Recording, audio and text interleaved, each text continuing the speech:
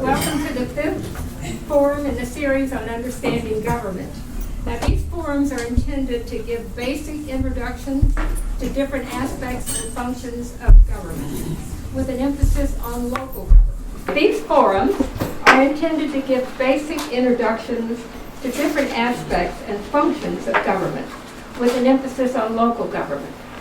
They're organized and paid for by the citizens in the Road Forward PAC and their sponsors. We offer these forums because we believe that learning how the system works, what are the laws that govern and constrain local government, where are the key decision points, and what are the checks and balances, and so forth, will help anyone who wants to be a better advocate or simply a better informed citizen. With these forums, we're providing a basic understanding of government. We're not promoting specific public policy goals. Our previous forums have covered the topics of local government, state government, and its relationship to our community and to localities, regional cooperation, and challenges to public education. Tonight's forum is about law enforcement. Oops, that didn't work, did it? Don't forget that. About law enforcement and the criminal justice system. For this forum, we wanted to cover the four major government components of the criminal justice system: law enforcement, prosecution, defense, and the courts. Our speakers are what Jane Foy, during an interview on WINA with me this morning, called, quote, heavy hitters. They are and have been at the top of their professions. They have distinguished themselves in our city and county as elected constitutional officers, department heads, and state-supported public agencies. And I want to thank them in advance for their willingness to come here tonight and volunteer their time to share their knowledge and experience with us. Thank you for that. We also wish to thank our sponsors whose support made tonight's forum possible: Denise Lunsford and Richard Brewer. And I want to acknowledge the board of the Road Forward PAC for carrying on the PAC's founder, Mitch Vanieri's legacy of fostering political leadership at the grassroots and promoting more transparency and greater accessibility in government. As with all our forums, the procedure is this. Each speaker will speak about their work in government in turn, followed by a 15 to 20-minute question and answer session from the audience. We'd like you to hold your questions until the end. Sometimes our questions are answered as the speakers proceed anyway, so please write your questions for the speakers on the index cards that you find at the tables. There should be index cards at each table, and if you're sitting along the side, please grab one off the tables, and there are pins too, when questions come to you that you want answered. And then they will be answered by the speakers as a panel at the end of the session. We are also videotaping this session professionally, as we have done with all the sessions. They will be available to access in rotation. They'll be shown in rotation on Public Access Channel 13. You can access them on demand at that channel also, and we will have the links to these videos on the Road Forward PAC website also. Now that will be sometime before they're all ready, because they do have to be edited. So if you are not signed up for notices, to receive notices of future forums, actually there's only one more left. This is the fifth in a series of 6. But if you would like to receive individual email notices of the future forum, and also when the links are available to the past forums in video, then we have sign-up sheets on clipboards that are available, and we encourage you to sign up. That's all you're signing up for. You're not signing up for anything else. I mean, you won't sell your name to the highest bidder. So just sign up and you'll receive notices.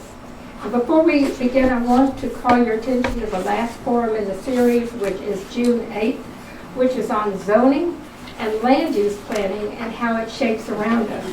And it sounds dry, but if you've ever wondered how all those shopping centers, apartment complexes, hotels, and subdivisions get planned and zoned, or if you've ever wondered how and when those decisions are made, This is your opportunity to learn more. The speakers at the June Forum will be architect, urban planner, and city councilor Kathy Galvin, local director of the Free Enterprise Forum, Neil Williamson, and the director of the Piedmont Environmental Council, Jeff Werner. If you're not, already said that. So now I'd like to introduce Sally Thomas, who's a former member and chairwoman of the Albemarle County Board of Supervisors, and she will be introducing our speakers. Sally?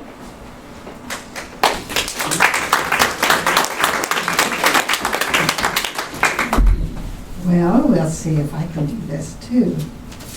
I was going to start off by quoting Sally Yates, a current heroine to a lot of us. She recently gave a law school graduation of Harvard speech, and she said, "With a law degree, you can carefully not take any chances, play everything safely, and rock along pretty well, make partner in a firm, advance up the corporate ladder," she said. "But do you want to be that person? Would you find that a satisfying way to live? From my perspective," she said, "you may be advancing your career by practicing like this, but you're not doing your job." Our speakers this evening took their law degrees and definitely did not settle for the comfortable path. They each entered public service, and we applaud their long devotion to the justice part of our criminal justice system. I'll tell you a bit about each speaker now, and then let them take over. And I'll introduce them, though, in the order in which I think they will be speaking. So first comes Dave Chapman.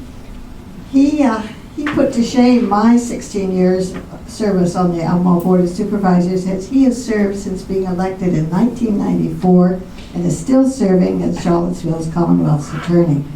And before his election, he was assistant, then deputy Commonwealth's Attorney in Albemarle for 6 years. From early in his tenure, Dave has worked to help establish drug courts, successfully getting one established in Charlottesville in 1997. His advocacy and the example of this court helped get the Virginia Drug Treatment Court Act enacted into law, a still controversial alternative to a lock-em-up approach to drug addiction. Tim Longo is known to most of us as Charlottesville's Chief of Police, which was his position from 2001 to just last year. Before coming to our quiet little community, he served in the Baltimore Police Department for 19 years. That's supposed to be a joke. I've heard him before describe his surprise that this wasn't exactly the quiet area that he had expected. He probably won't have time this evening to talk about some of his current positions, but two that show the esteem in which he is held in his profession is his helping monitor 2 federal decrees involving the city of Cleveland and the Los Angeles Sheriff's Department, aiming to get them to be the professional source of safety for citizens that the public has a right to expect. Jim Hinckley has been the most important person in the lives of hundreds of people who found themselves in trouble with the law in Charlottesville and Albemarle County. His title was Public Defender, a position he held in our community and also in Lynchburg and Hampton from 1991 to last year. He also has been an educator, inspiring others to get involved in criminal defense at UVA Law School and in statewide professional organizations. Jim currently serves on the Virginia Indigent Defense Commission. Last is John Sugg, who was elected to be clerk of Albemarle County Circuit Court in 2015. Before running for that office, he worked as an assistant Commonwealth's attorney for 28 years in Charlottesville, Norfolk, and Albemarle County. In that wide-ranging position in those different communities, if he could be said to have had a special focus, it was in working to end violence against women. So as you can see, we do have the heavy hitters that Meredith mentioned, and I'm going to let you all just decide who goes. If it's not the order I suggested, let it go.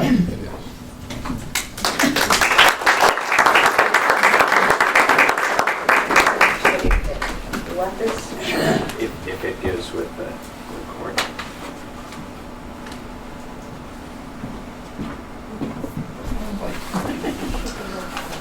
We'll be tested on this later. It's nice to see you. So many familiar faces, some not familiar, but I'm very pleased to be here. I'm Dave Chapman, and I'm soon not to be Charlottesville's Commonwealth Attorney. At the end of this year, I'll be completing a term, and did not want to seek another that I would have no intention of fulfilling. So I'm in my last several months, and it's been a wonderful experience being Charlottesville's Commonwealth Attorney. I'm greatly appreciative of the opportunity to serve the public, and especially for such a long period of time in this capacity.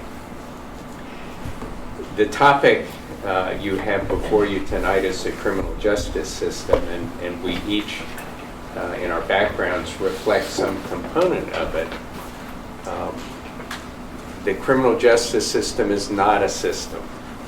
It's a collection of institutions, each of which has a zone of authority and responsibility, each of which is independent of the other for good reasons, and all of which are interdependent on each other.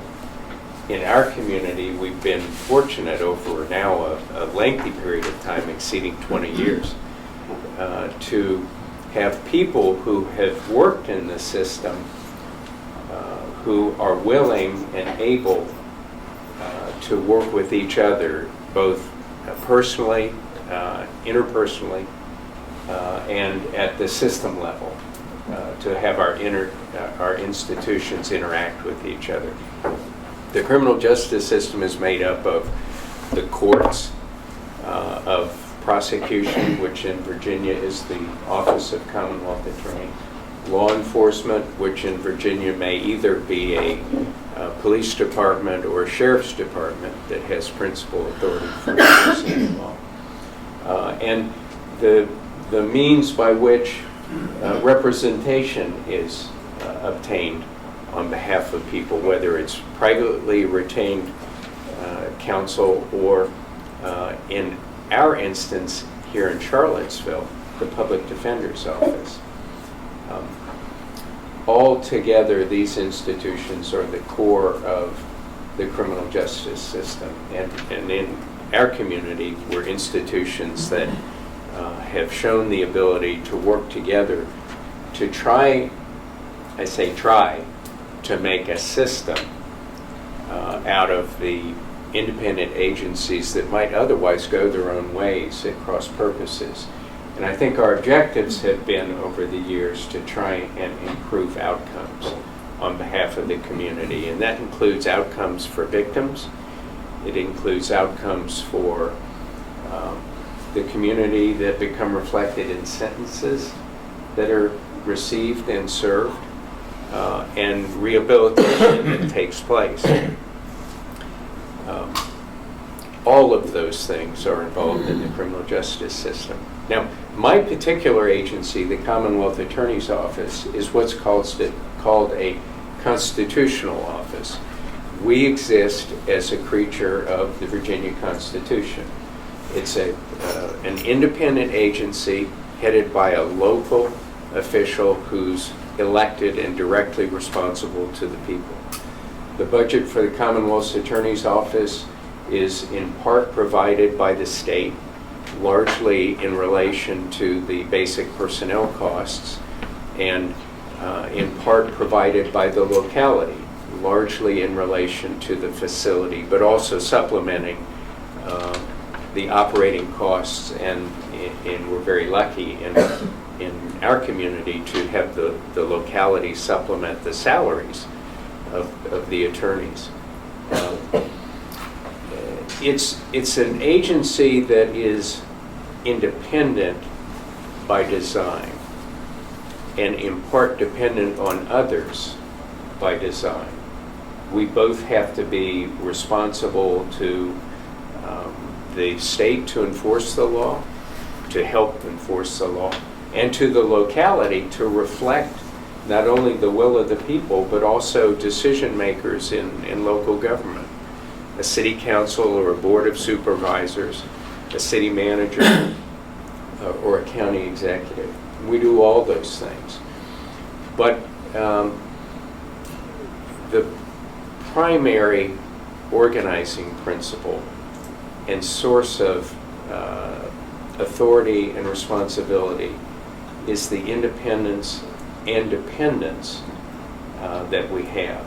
Independence from other units of government, but at the same time dependent upon the people and locally elected officials and others who might be appointed by them to serve. So we have to be responsible in what we do, in the sense of pursuing policies and practices that are consistent with the objectives that one might expect to find from the community, but at the same time responsible to others around the state in the policies and practices that that we employ, so there's consistency to a degree among jurisdictions of the state.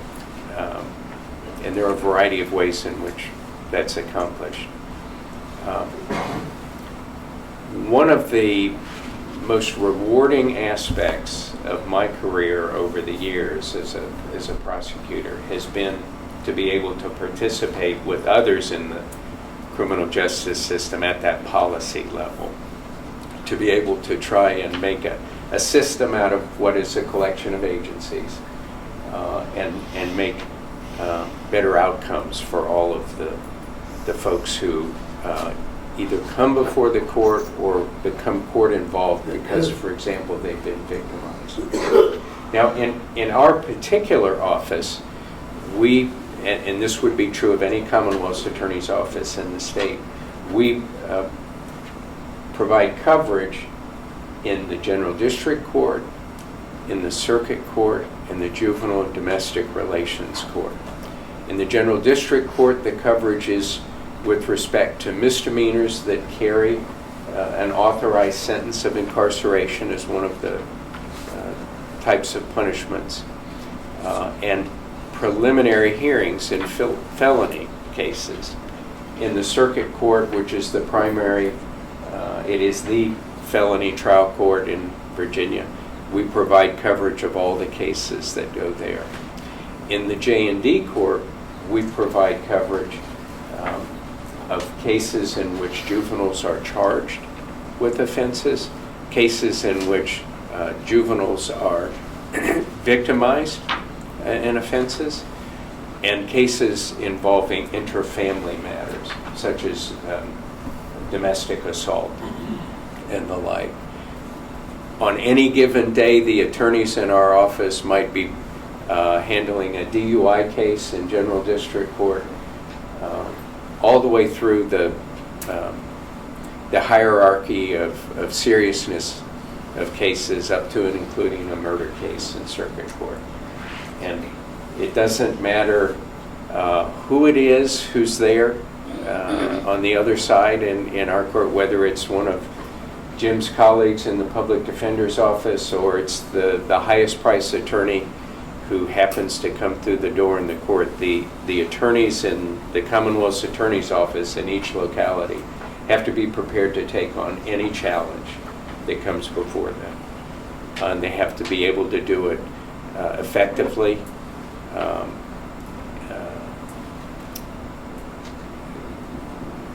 with the values of the community brought to bear. And one of the ways in which we have sought to do our jobs is to honor the system in the way in which we conduct ourselves. We don't practice a lock 'em up and throw the key mentality, and we'll talk in more detail about that. We respect the role of the attorneys who we appear against in court. In some ways it's a contest, but it's a search for the truth, and we honor that. And one of the ways in which we've honored that over the years is we make available the information gleaned during the investigation to the other side for the accused attorney to be able to see what the evidence is. And we do so without hesitation, even though we would have an extraordinary advantage if we didn't do that. We do it because it's the right thing to do, it's the appropriate thing to do, and frankly, it makes the system work better with a greater opportunity to ensure that at the end of the day, the court finds the truth and does justice.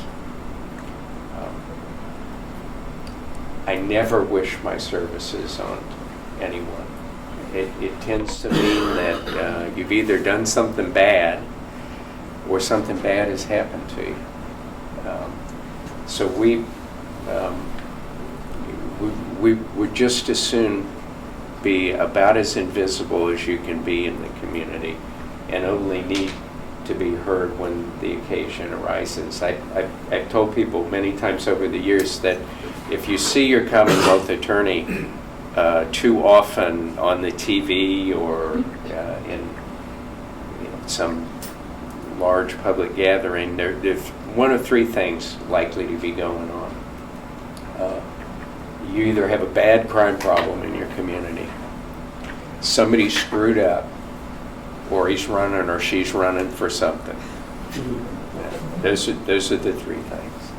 On the other hand, when we have an opportunity in a setting like this to talk about what we do and talk about what we're trying to achieve on behalf of the community, I should add a fourth option, and that's to help inform the community about what we do and to seek input, what people would like to see us do. Now,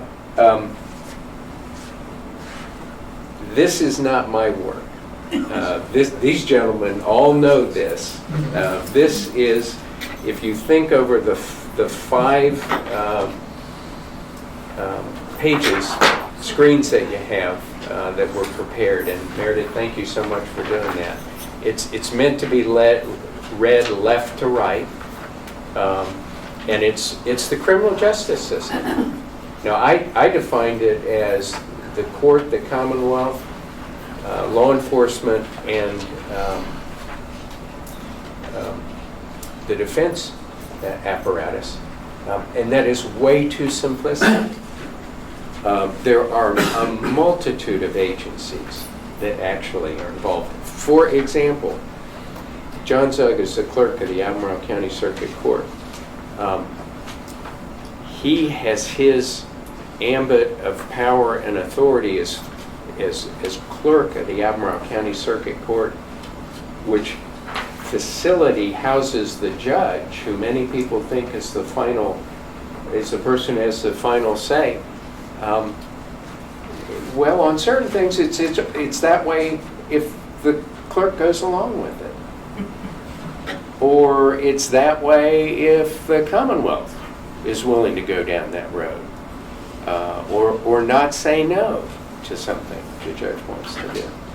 It's a far more complex system than that. This first screen is the zone of investigation that occurs, from behavior taking place in the street to how it's reported, how police might become aware of it, how it becomes the subject of a criminal case directly, perhaps by a citizen appearing in front of the magistrate, or is given over to a policeman through the dispatch system to investigate. Many people and many institutions. This part of the diagram is a continuation and part of the investigative stage, but moving into what happens when someone is taken into custody. That's when a case begins. Now, my office and what we do may have involvement because of our role in advising and assisting the police in connection with their investigations.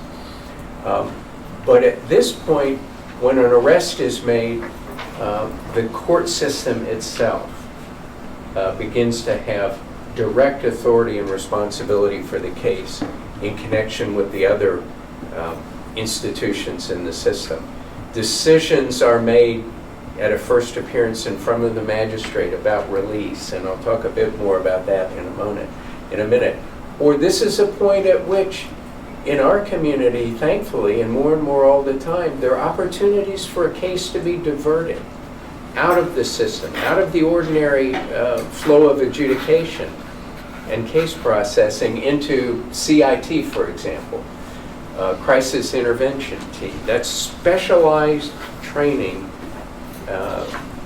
undertaken by police officials, officers, to recognize when the issue in the community that's observed is a fundamentally mental health driven issue and not a criminal justice issue more than anything. And it creates an opportunity for specialized personnel to respond to an individual in a scene in the community and potentially divert it to a hospital or some other mental health intervention in lieu of case processing through the court system.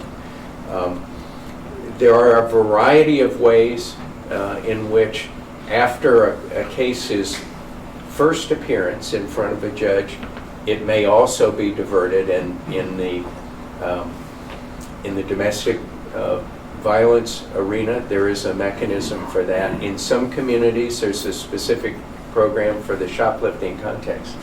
But here again, if a person hasn't been released from custody, is an opportunity for decision making about whether they should be released or not.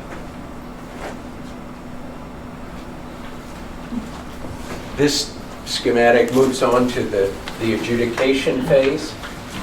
There are means by which there's still an opportunity for diversion from the system. Our drug court would be an example of that. At a time that's very soon after arrest, if a person, their behavior is either directly reflected in the charge or their behavior is the result of addiction, that is, it's a drug charge, they may have an opportunity to opt out of the ordinary case processing and go within a short number of weeks into treatment and entirely bypass the justice system for the most part and be involved in a system of treatment. And then there are the ordinary means of case processing in terms of trial and preliminary hearing and the like. And then we move into the sentencing phase for those who are found guilty. There are opportunities for informing the sentencing decision by a pre-sentence investigation in felony cases conducted by the Department of Probation and Parole. We're served by not only at the felony level, the Department of Corrections, Community Corrections, but also at the misdemeanor level by OAR. We have a wealth of services here. And one of the areas in which our community is most rich is the arena of post-conviction supervision in terms of its quality, its intensity, and its opportunity for improving outcomes.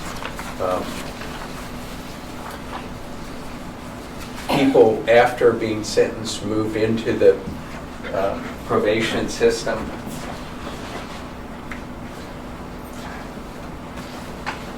And there's an entirely different mechanism for supervising people on probation, and where they're not able to succeed in the community on supervision, returning them to court. But that's an arena that we are spending an enormous amount of time on in terms of improving our response and its effectiveness. All of that we might be able to do depends on data.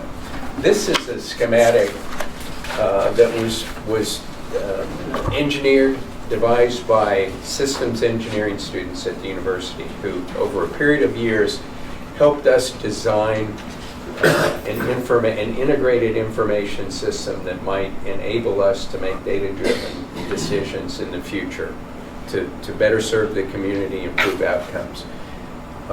As you might guess, we do not have one now. All of these institutions and agencies have their own data systems. They don't talk to each other. And the design that was arrived at by the students working with us over a number of years was to take those existing legacy systems and draw data from them and have a centralized source of analysis to answer the questions that we want answered. And what is included in that? Pretrial corrections, OAR, jail management system, the Charlottesville Albemarle Regional Jail, Chorus, the data system used by the Department of Corrections probation officers. The public defenders have their own data system. We have our own data system. The court has its own data system that is probably COBOL. It might have been designed by me 50 years ago, and it's still in operation. You can't manipulate the data at all, hardly.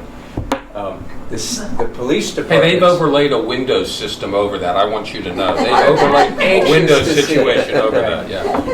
The police have really quite a robust and effective data system. The magistrates have their own electronic system, but the intent, the vision for this was to draw data from each of the institutions to be able to have in a central repository what we need and be able to answer the important questions. And what might some of them be?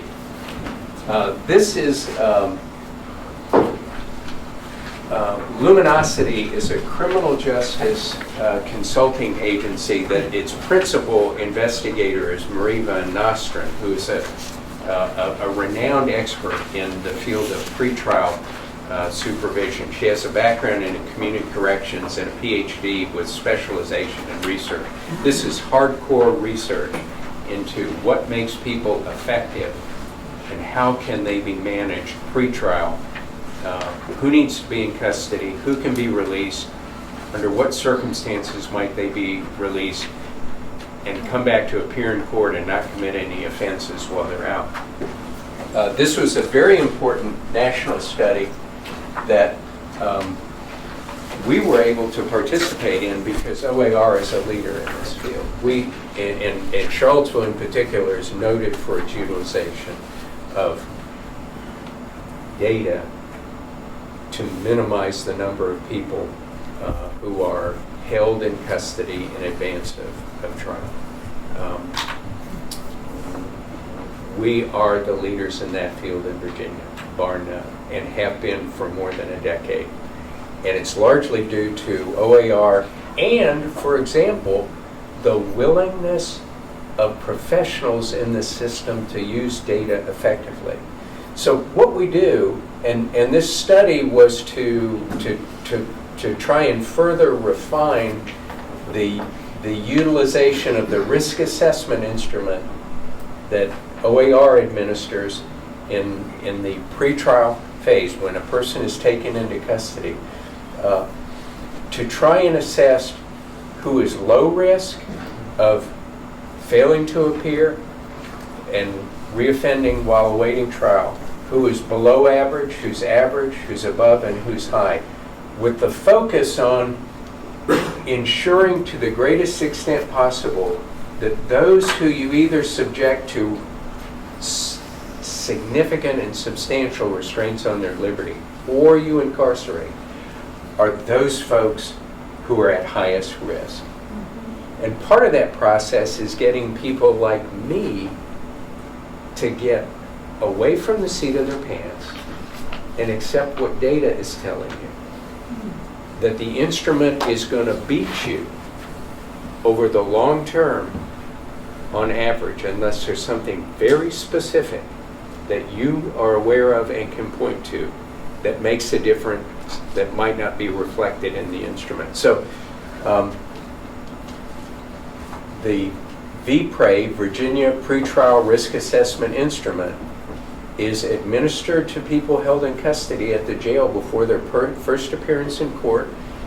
It draws upon these 8 factors, and together they have been demonstrated to be a validated risk assessment instrument for the purposes for which it's intended, to help us determine who is at greater and lesser risk to appear in court or reoffend.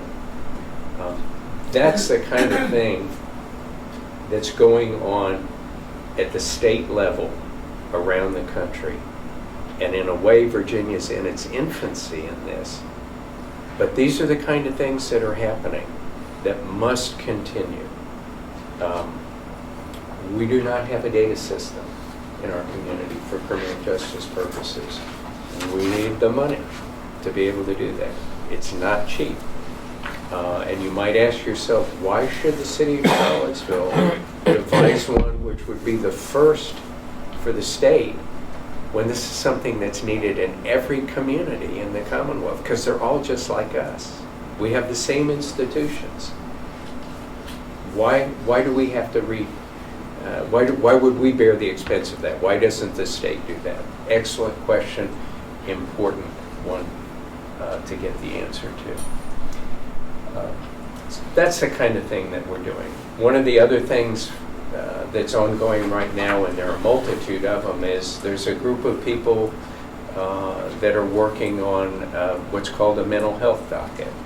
And that's a different means by which to divert people with mental health issues from the court system into a means of judicially supervised treatment that might improve outcomes for folks in terms of helping them to maintain sobriety, helping them to maintain medication compliance, and helping them to avoid petty or even more serious offenses that might bring them back before the court time and time again, as we see. It's a very important ongoing initiative that the city supports thoroughly, and we're excited to have that oncoming. It's the kind of thing we're here to do, and it's the kind of thing that if we're not doing, throw us out. If criminal justice leaders in our community are not involved in these kinds of efforts, you're being disserved, and they need to go. So thank you all very much. It's a pleasure to be here. It's been an honor to serve you for these years. Thank you.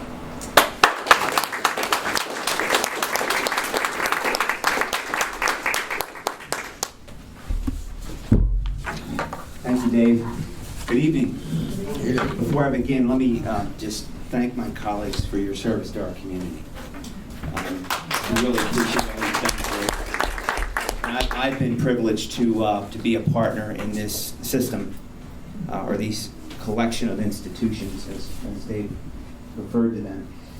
So what I thought what I'd do was talk about my business in the context of 3 things. Yesterday, I don't mean literally like yesterday, but I mean like yesterday, today, and what it will look like in the next 20 years.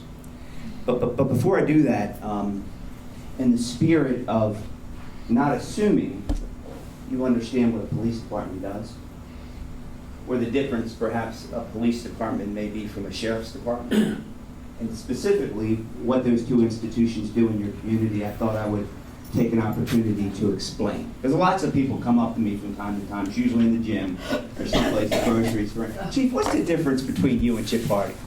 Or you and James Brown? What's the difference between a police department and a police chief and an elected sheriff? Well, that's a really good question. And it's a really good question in Virginia, because there's only 9 counties in Virginia where the sheriff isn't the chief law enforcement officer.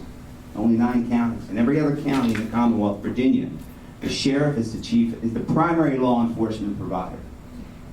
Not so in the city of Charlottesville, and not so in other cities in the Commonwealth of Virginia, and not so in some towns. In cities, the police chief, who is not an elected official, is not a constitutional officer, is an appointed individual, appointed by city council, typically reports to either the city manager or in a county, the county executive, The police department is the primary service provider of law enforcement services. Now, here in the city of Charlottesville, when I arrived almost 16, well, more than 16 years ago, we were authorized 112 police officers to police the city.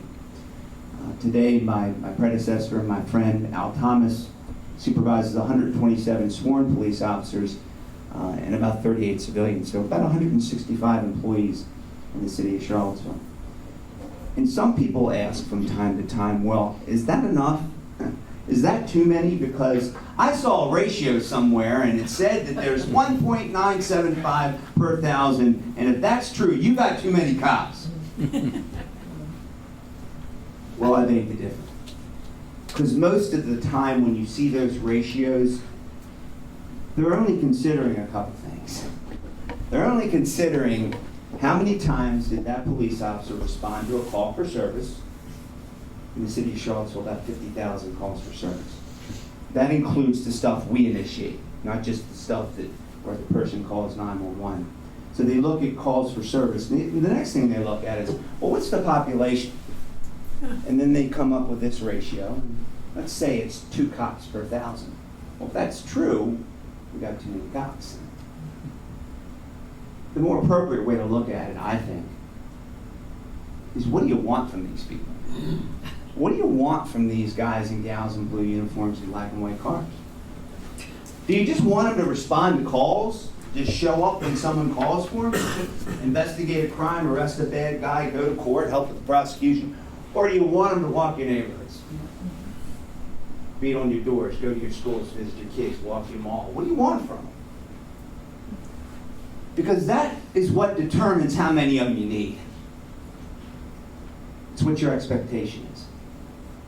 It's what Dave talked about. It's community expectation. The police departments function this way. We're a balancing scale, right?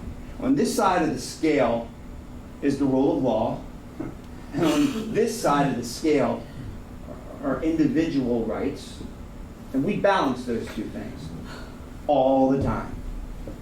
Every time I stroked the pen to a policy, I was balancing those two things. What does the law say I can do? And how does that affect the rights of individuals? But there's this other thing that we're consistently reminded about, and that's this counterbalance. And that counterbalance is you, community. What are your expectations? Because that rule of law is just the floor. It's not the ceiling. The ceiling might be something that's of greater protection to individual rights that you might expect from your police department.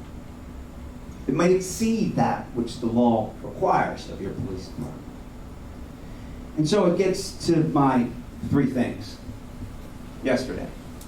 So for me, yesterday was June the 3rd, 1981. That's when I joined the Baltimore Police Department and embarked on a 30-some-odd year profession. And when I was hired in the Baltimore Police Department, I learned pretty quickly when they threw me in the deep end of the swimming pool, the George Murphy Public Housing Project. They're not there anymore. We imploded them in the 1990s. We imploded high-rise public housing, replaced them with something else. When I walked the stairwells and the sidewalks of the George Murphy Public Housing Projects, I learned a lot about policing, and I learned a lot about safety, and I learned a lot about violence, and I learned more than I ever wanted to learn about crack cocaine and heroin. And I learned about how those things destroy lives and drive violent crime. But you know what else I learned? I learned how important it was to get to know the people who lived there. Because oftentimes I was walking those stairwells by myself, and I needed some friends. I began to recognize and appreciate the value of what others call community policing, and I called relational policing. So when I fast forwarded almost 20 years and answered a phone call about a job in a place I'd never been before, I knew the University of Virginia was a great part of that community. I knew that. I had never stepped foot in the city of Charlottesville until I came for an interview. And it was immediately apparent to me after that interview had completed, there were several, by the way, several interviews over a period of 2 days, that this community was interested in relational policing. So my primary responsibility was, they didn't say reduce the crime rate. They never said that. They keep our community safe. But they never said reduce the homicide rate. I think the police commissioner was asked to do every day in the city of Baltimore, reduce the murder rate. What they said to me was, get to know the people who live here. Not just you personally, but every person that works for you. That's what we want. It's not enough for us that you just respond to calls and arrest bad people and support prosecutions and do the traditional stuff that cops do. We want something different than that. We want a police department that can connect to a community. And sometimes that takes a long time. Particularly, with all due respect, if you're a community with a past. A not so pretty past, maybe a little ugly past. Or there were things that happened in certain parts of this community that are part of history now that will never ever go away. But created a sense of distrust in local government, of which the police are the most visible part. There's a reason why the police are the most visible part of local government, because we're out there all the time. In fact, I'll go as far as to say as the police chief is probably the city manager's most important hire. He's also his greatest liability. He's also the phone call, or she, the phone call that the city manager doesn't want to get at 3 o'clock in the morning, because that ain't never good. He or she is also the person when he walks in the city manager's office and says, I gotta shut the door, he puts his head down, because he knows the conversation's not going to be good. But it's the same guy or gal who has to go out in the community and now mend fences. So for almost 16 years, I tried to mend fences and keep the community safe. I tried to get to know people who lived here and insist on the people who worked with me to get to know people who lived here. So that when really terrible things happened, and they did, didn't they? Yeah. A whole bunch of times. When I got my friend, my friends in the big city saying, why are you always on the television set? Oh, yeah. It's not just Channel 29 across the street. Because that's not who brought in those big trucks and clogged up your Market Street for weeks at a time. Now, we want a national stage because bad things happen. Evil things happen anywhere, even in small places. So we had a lot of that kind of stuff to do, while at the same time continuing to try to do this thing called relational policing. And so when I walked away last May, I like to think, you might tell me I'm wrong. That's okay. That I left the place better than I found it. That people in the community, when I stepped up to that podium to tell a bad story and said, trust me, most of them did. Not all of them. That's impossible. But most did, because they knew us. They had a relationship with us. So that brings me up to today. Because today is not an easy time to be a cop in America. It's not an easy time for your police officers to come to work every day. And there's lots of reasons for that. We lost more police officers in the execution of their public duties last year than we had in decades. 60-some of them by gunfire. There's a young lady who lives in this community. She goes to the University of Virginia. She's a graduate student. She's a bright lady. She was the representative of the Disproportionate Minority Task Force at the university. Her name's Mary. Mary's brother was a New York City police officer who decided to go to a less stressful environment called Euless, Texas. You know where Euless, Texas is? Right outside of Dallas, right? Dallas-Fort Worth. Right outside the Metroplex. And in the middle of the day, responded to a call, because that's what we do, respond to calls. Middle of the day, and got ambushed. It was one of those numbers. So these young guys and gals are afraid. They don't want to be that person, and they don't want to be that person that makes a mistake and winds up on the front page of the Washington Post about the fault. That's today. And that scares me. And here's why it scares me. And I'm watching the clock, so I don't want to go over. Here's why it scares me. I don't want these same young people questioning why they chose this for a living. I don't want them just coming to work, getting in that car, and finding a hole somewhere. Waiting for that radio to tell them what to do. I want them out there walking on these bricks. I want them walking in your neighborhood. I want them knocking on your door. I want them visiting your kid in grade school. I don't want them to be afraid. So when I look at tomorrow, that's a challenge. How do you fix that? How do you make it so that that same police officer who we want to do relational things, that we want to keep the community safe, how do you continue to keep them focused on the promise they made? Because what they made when you hired them and they went to the circuit court and they raised their hand, they signed the book, they made a promise. And that promise doesn't stop because the crime rate goes up. That promise doesn't stop because somebody loses their life in the execution of their public duty. That promise doesn't stop because it's uncomfortable. Or you suddenly don't feel as appreciated today as you did yesterday. No, you still made the promise. So the challenge for tomorrow is to keep reminding us of what the promise is and why that promise is so important that it be kept. Another challenge for tomorrow, as Richard said, talk about some challenges, is we got to rethink policing in America. We've got to rethink how we police communities. We've got to rethink the strategies that we deploy when we police communities. I had 15 police officers in Mr. Madison's plantation, Montpelier, for 2.5 days talking to them about the Constitution. 2.5 days. And when I left them the other afternoon, I gave them 3 scenarios, and we talked for 90 minutes about these 3 scenarios. One of them was a police shooting, the victim of which was a person that was in crisis.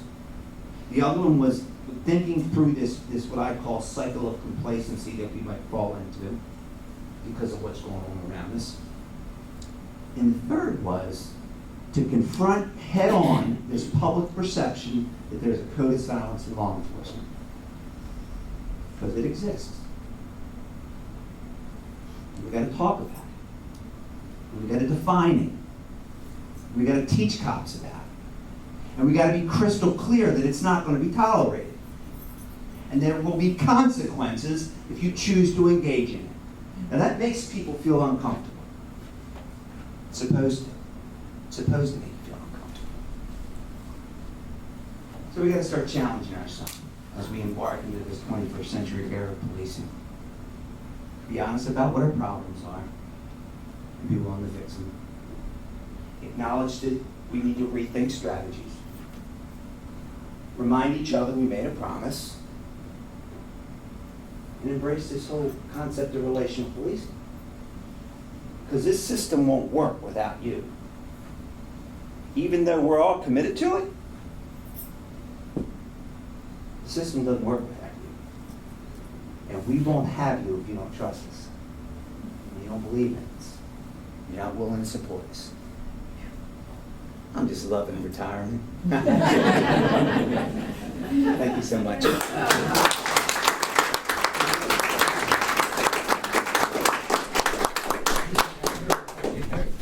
There are cookies out here. Anybody is getting the money.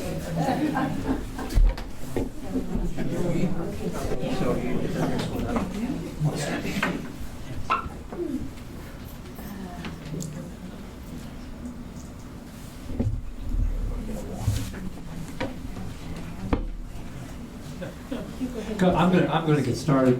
I think Meredith has something to put up on the screen.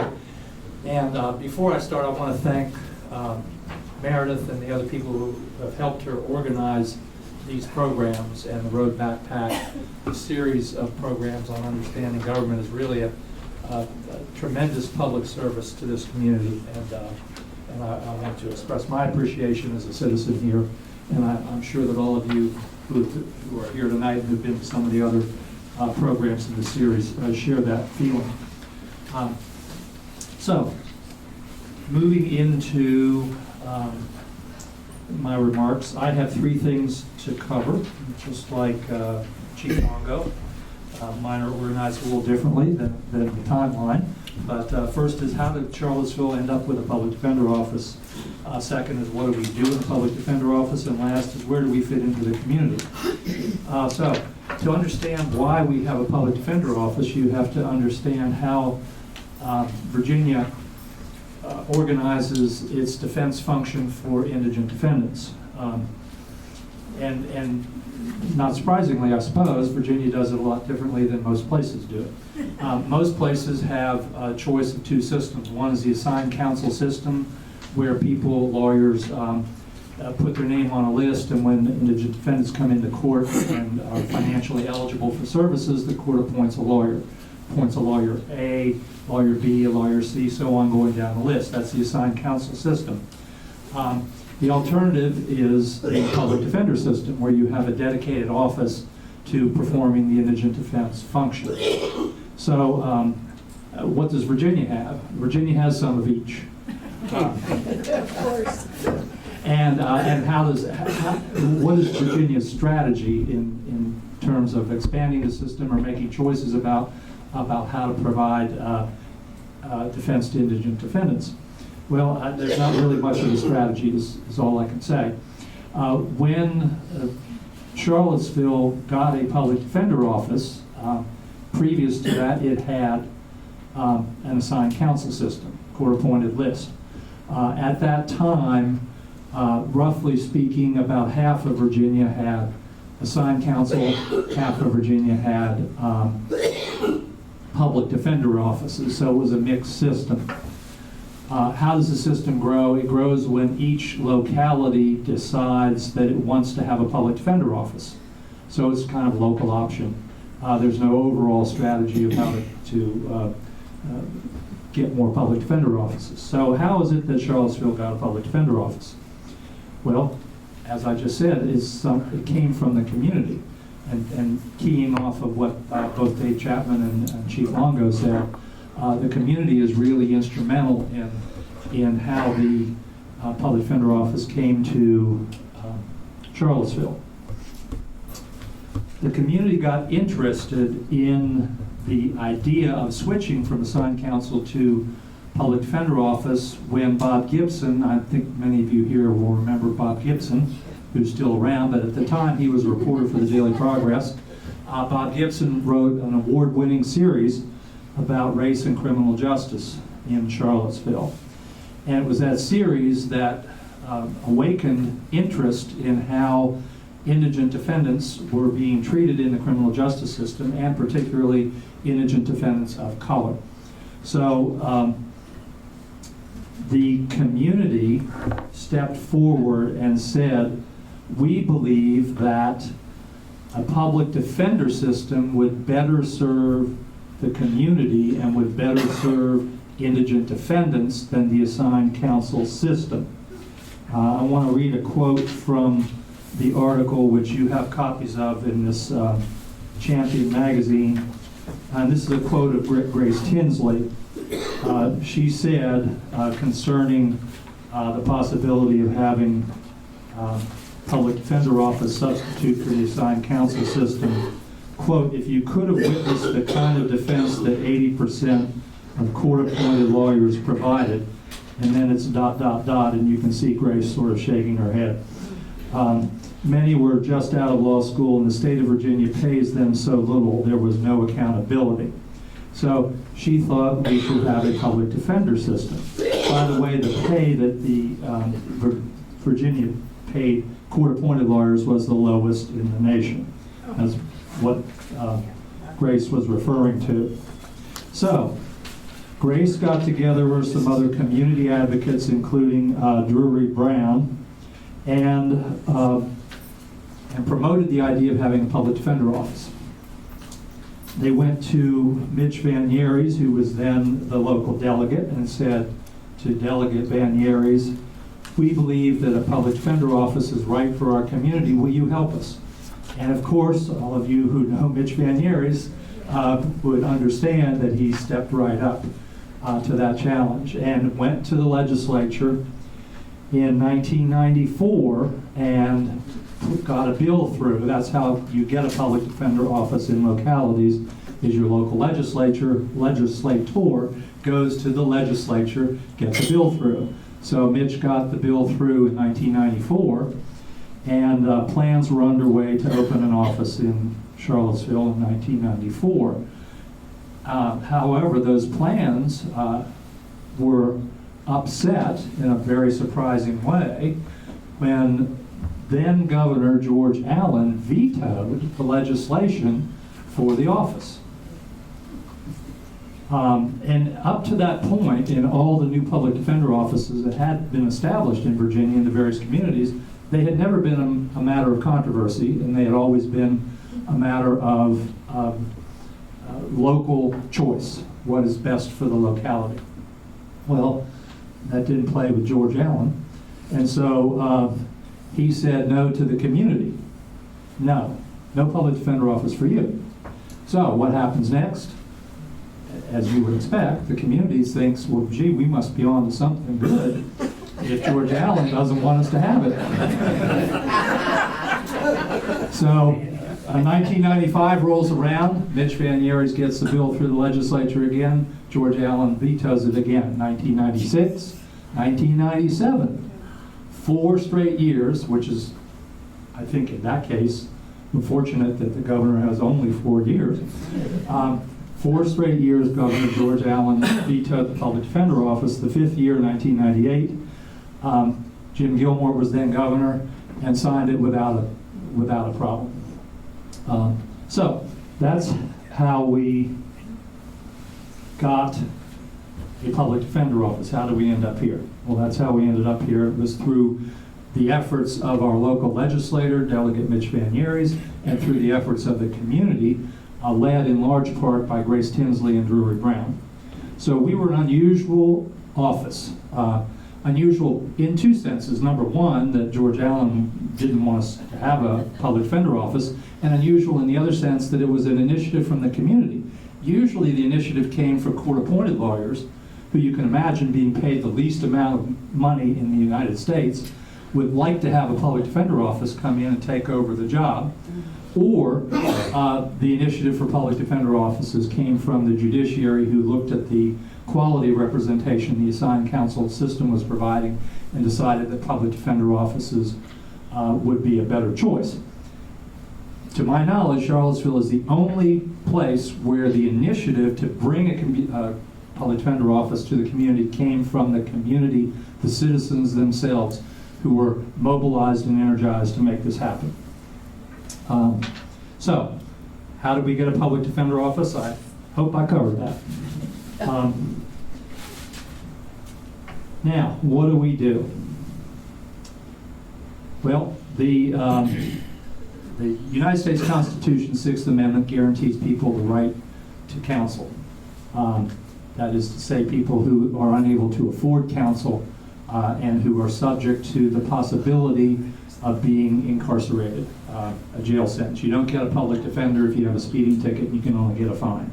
But for all criminal offenses that have possibility of a jail sentence, the 6th Amendment to the United States Constitution says that if the government is going to attempt to take your liberty away, the government has to provide you a lawyer at government or state expense. And this principle was primarily elaborated in the famous case of Gideon versus Wainwright. And this article was an article written on the 40th anniversary of the Gideon versus Wainwright decision, which was in 1963, which I think is a little shocking when you think about it, that it was only as recently as 1963 when the government recognized that the government had an obligation to provide counsel to people who were charged with criminal offenses that carried jail sentences.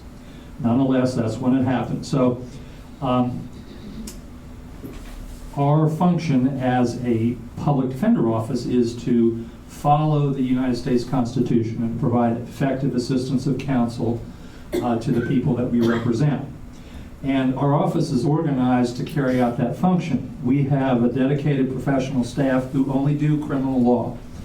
We have criminal law specialists. We do specialized training. We have specialized support personnel. We have a sentencing advocate. We have an investigator. Basically, we are organized with the sole purpose of providing this service to indigent defendants. And this is to contrast with the assigned counsel system, and not to disparage the lawyers who work in the assigned counsel system, but they are not organized in the same way that we are as an office dedicated solely to that function. And if you think about it, and I like to do this, I like to think about us being kind of the opposite side of the coin to the prosecutor's office. We sit on opposite sides of the courtroom, but I think we're both offices are dedicated to equal justice.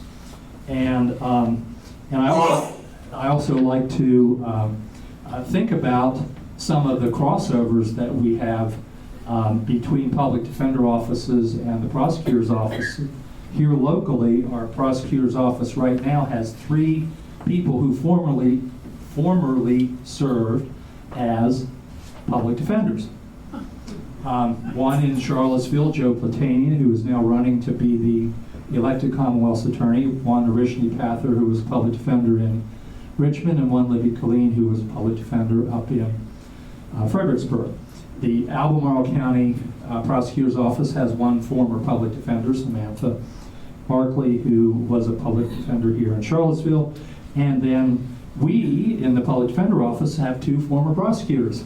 We have one, J.D. Beard, who was a former state prosecutor in Lynchburg, and we have a former federal prosecutor, Alicia Milligan, who came down here from Massachusetts.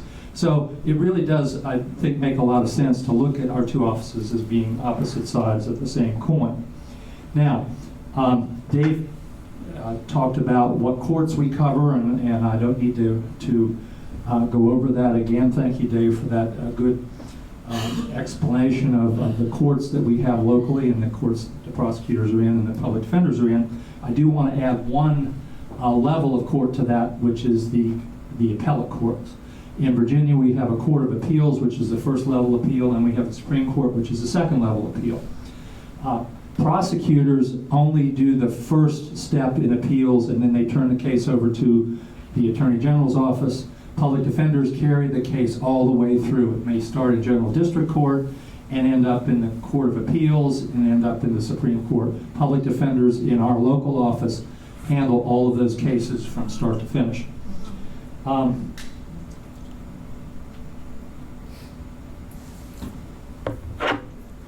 This is, I think, obvious, but I need to say it. Our job is a lot bigger than being Perry Mason. It's not all about guilt or innocence.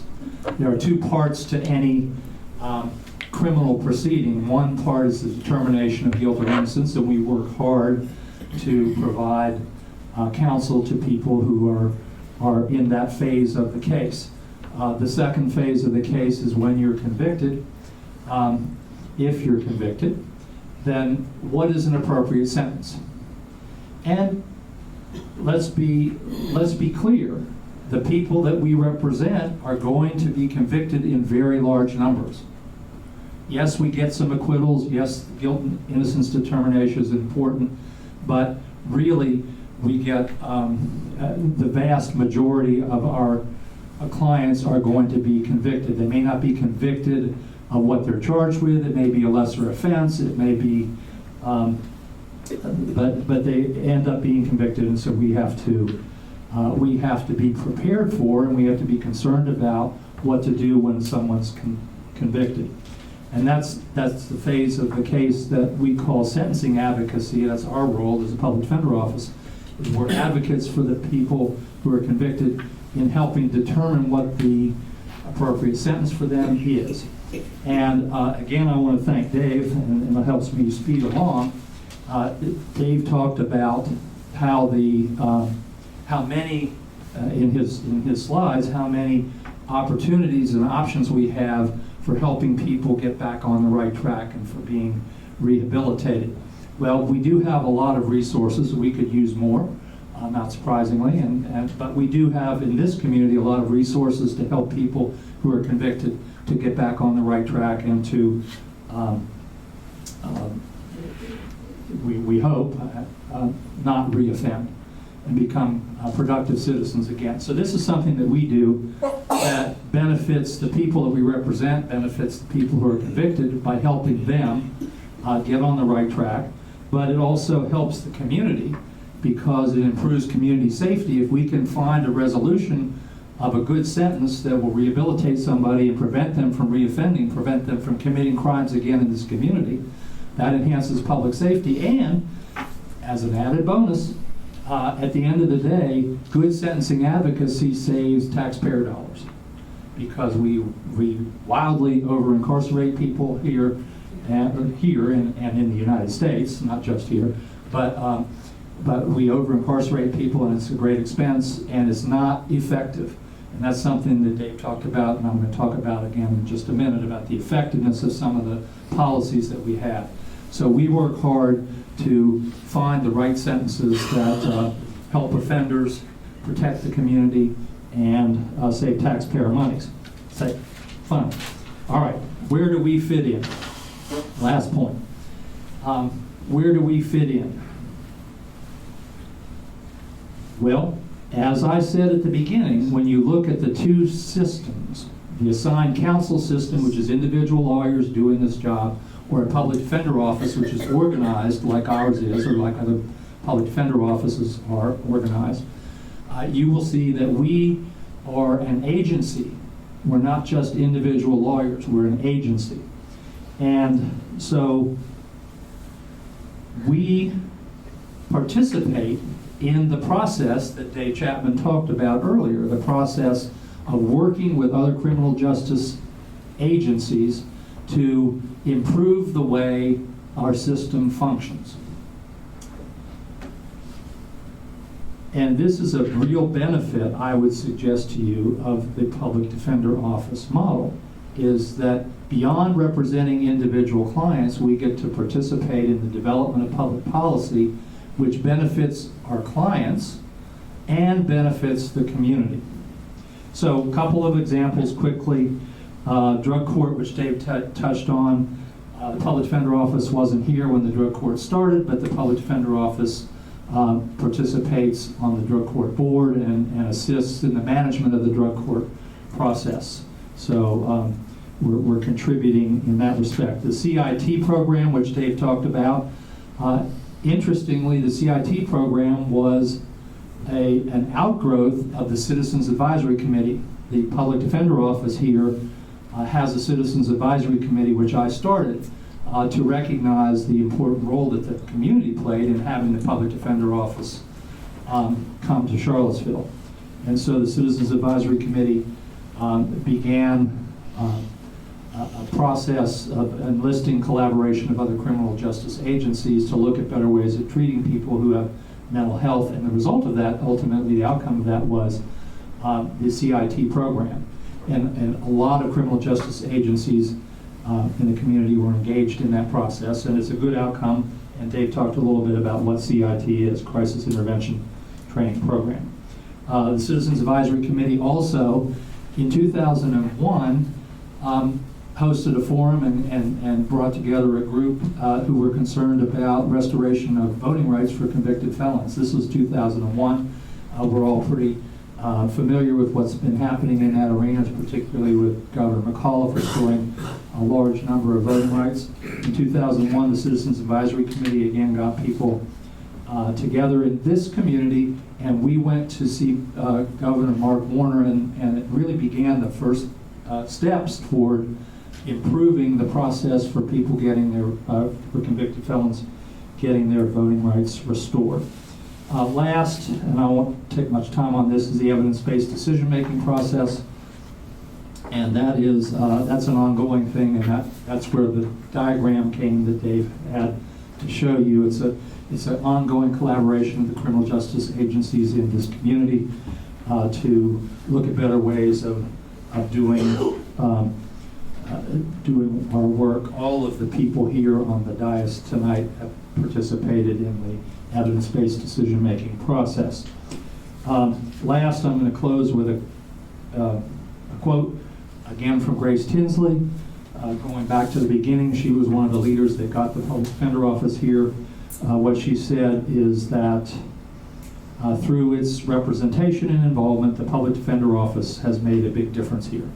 And I think it has. Thank you.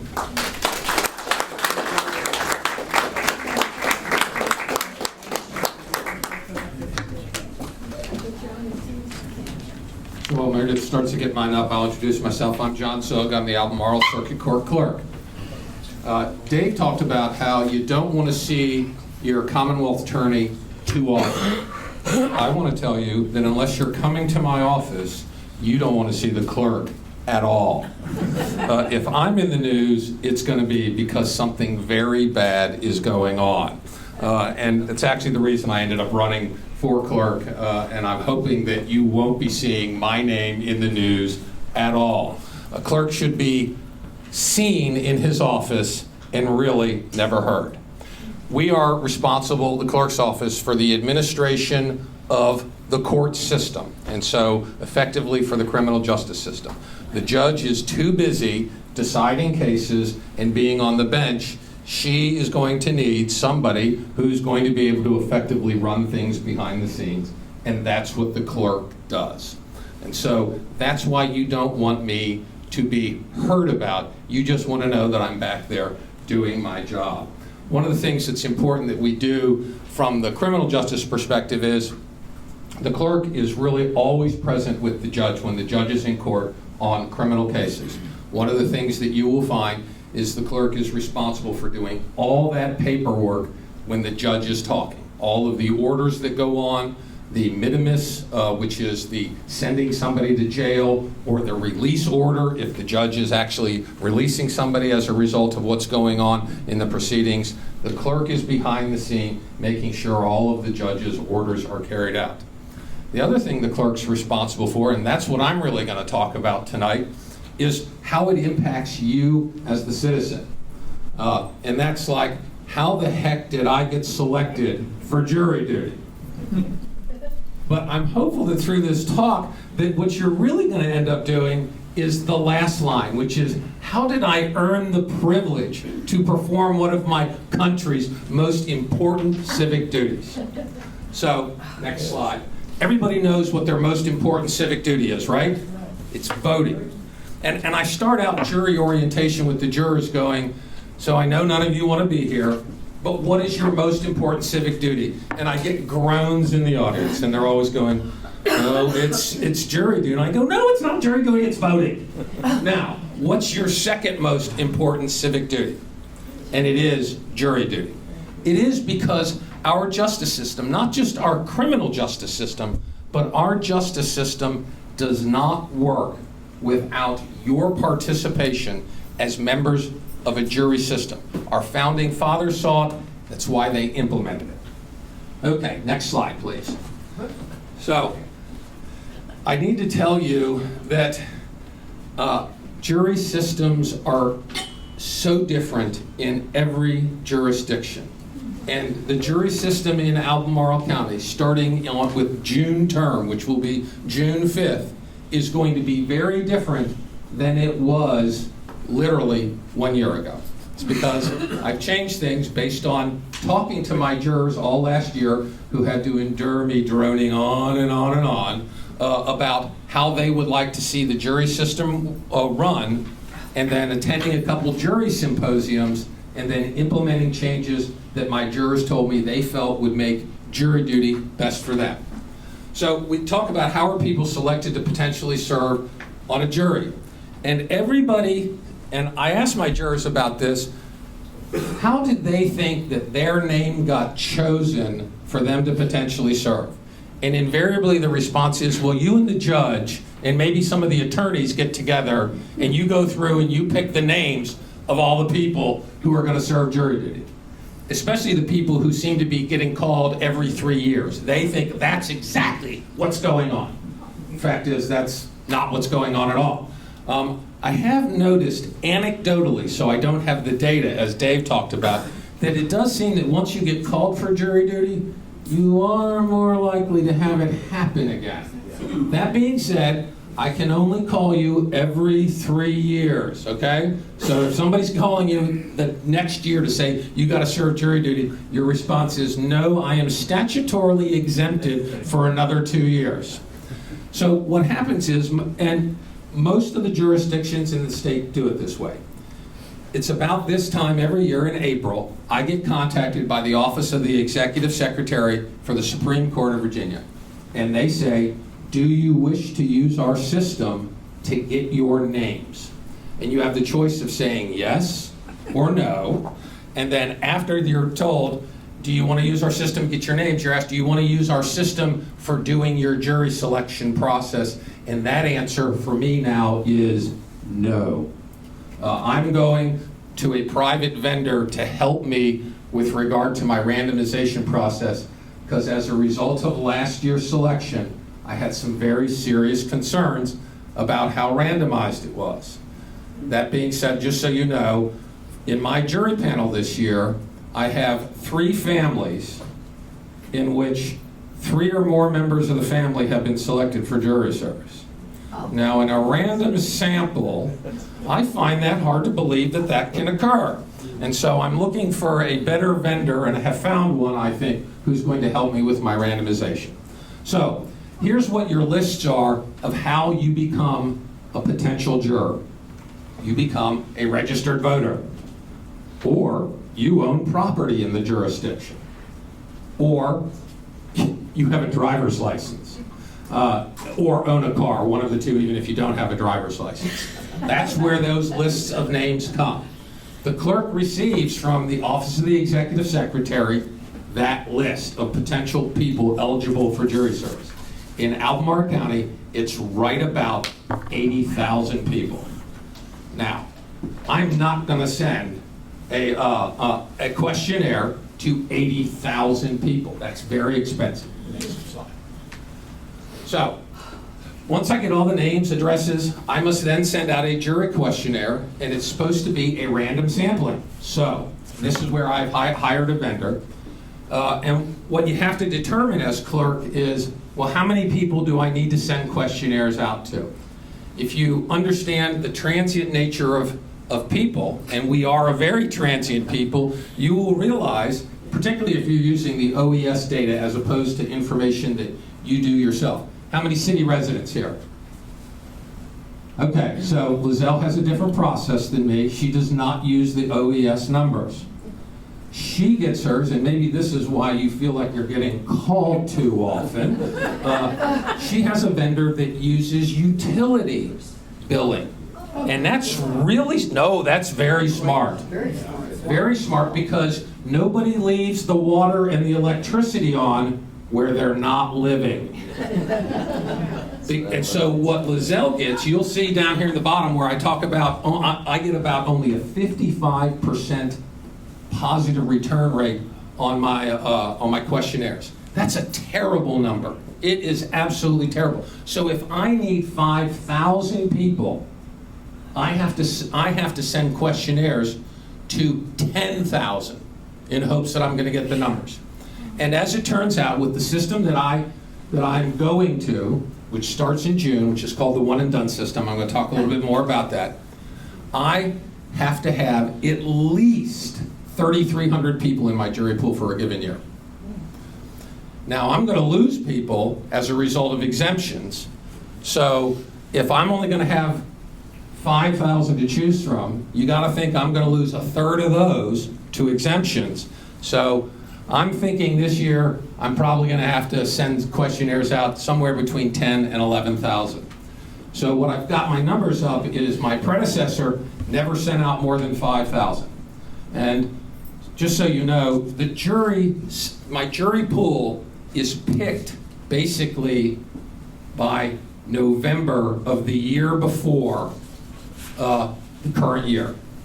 So guys, I got elected in November of 2015, which meant last year in 2016, guess whose jury that was?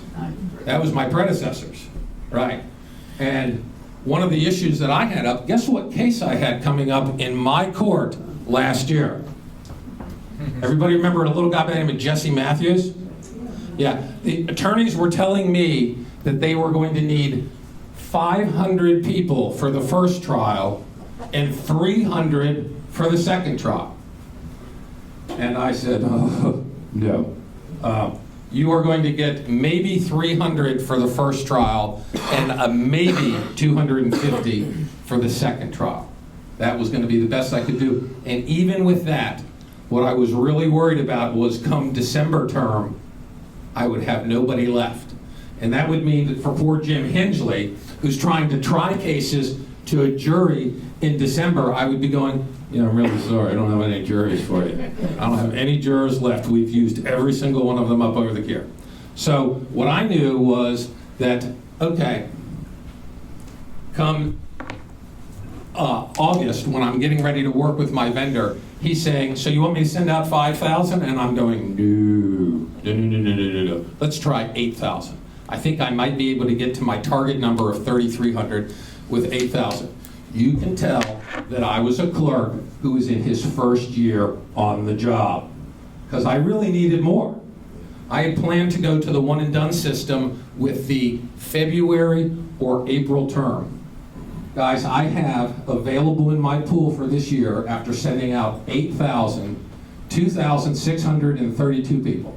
That's what my jury pool is. Which meant that my plans for one and done, and I'm going to talk about how that runs, were impossible pipe dreams. Because I need 500 people for almost every single term to do what it is that what I'm starting in June of this year.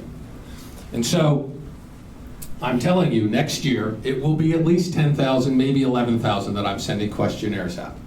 So by law, people receiving the questionnaire are required to return their questionnaire within 10 days.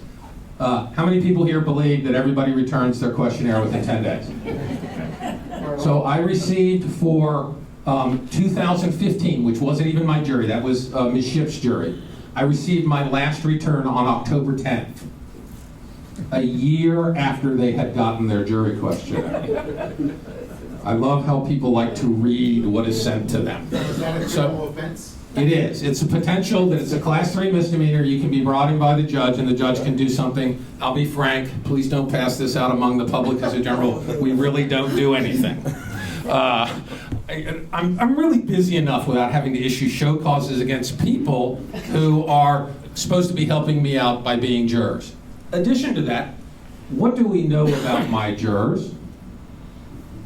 They're my voters. Yeah, I can't be too ugly to them. Yeah, right, that's right. Because I like my job. I really like being clerk.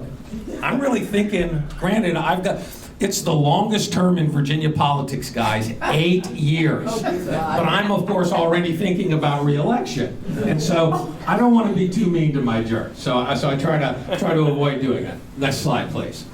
So that's what a sample juror questionnaire looks like. I'm sorry, you've got it in your worksheet like that. The one for next year is going to be even bigger than this, and it actually has something that I've been wanting to get when I talk to my vendor. It's a box at the very top that's to be checked if this person is deceased. And you think, you're laughing at that. You'd be surprised how many I get back with an angry message. There's no box to say that my husband has died. And this is the third time we've gotten this, and so it's actually now going to be 2 pages, which really reduces my chance that people are reading everything. But at the same time, the boxes are bigger, and hopefully people will be able to fill it out a little better. Next slide, please. Okay, so the clerk takes the heat for people who get summons for jury duty and who get selected for jury. But the fact is, the clerk has very little to do with who gets put into his pool. So after I get all the returns of the of all the questionnaires, the judge asked me for a list of people. They generally come from my jury list, although I'm allowed to pick anybody who is known for their standing in the community and is known to have a good reputation, which meant some of my friends were my jury commissioners this past year. I will pick up the phone and call you if I know you and say, hey, I want you to be a jury commissioner. This is the great thing about being a jury commissioner. It's 3 hours for one day, and guess what it does? Is it fulfills your jury duty obligations for an entire year. And so when I had people complain to me when I picked up the phone and called and say, hey, could you be one of my jury commissioners? Yes. Oh, I'm like, this fulfills your entire jury obligation. It'll be 3 hours out of the day. They're like, oh yeah, sign me up, sign me up. So my friend Steve Lawless, who lives up in Forest Lakes, when I called him, groaned at me, and I went, Steve, you are retired, and this fulfills your jury obligation. And as soon as I said that, he went, okay, yeah, you mean I don't have to come in and serve on a jury? No, sir, you'll be the people picking the jurors. And he was hard on all the people in the questionnaires, because I sit in with them. Because if they have questions, they've got to ask me. And so I sat in with him, and he was real hard on people claiming exemptions. And I can't tell the jury commissioners, the judge is not even allowed to tell the jury commissioners, no, you can't do that. The jury commissioners get to make their decisions independent of what is going on. They can say, we would like some advice, and as long as it wasn't me going, yes, pick this person, don't pick this one, then it was okay. But there were a couple times I was sitting there going, damn, Steve, come on, cut this person a break. They work on a farm all by themselves. That's an exemption, for God's sakes. But I didn't do that. Anyway, so they decide who it is who's going to be my panel for the year. And like I said, this is typically done in November. Next slide, please. Okay, so there are 6 terms of court in the county and in the city. In the city, they are selected on the 3rd Monday of every single even-numbered month. In the county, it's the 1st Monday of every even-numbered month. So that's February, April, June, August, October, December. Jurors receive their summons for jury duty about the 2nd week of an odd-numbered month. That's how it goes out. You get a summons from me. By the way, I want to make this perfectly clear to everybody. A jury summons is not an invitation. It's a summons. So, by the way, mine just went out about 3 weeks ago, and I've been receiving phone calls, and I sent out 500. And so I've been getting a lot of phone calls. Yeah, I can't make that. And remember, I don't want to be mean to my jurors, but at the same time, I have had to say, I do need you to realize that it's a summons, not an invitation. I also spend a lot of time asking, did you read the entirety of the letter that was sent to you? Because what happens is people see a jury summons and they go, oh my God, I just got to call him. Okay, oh, his number's at the bottom of the 2nd page. That's where I put it, because I want you to read the entire summons. And what ends up happening is they call, and then half of the conversation is, did you read the entire summons? Because I do a really good job of describing what the new jury service system is. Okay, excellent. And so it used to be that you were signed up for 6 to 8 days over the course of a 2-month period of time. Does anybody find that to be really convenient? Thank you. No, it's not. My jurors didn't find it to be convenient when I talked to them.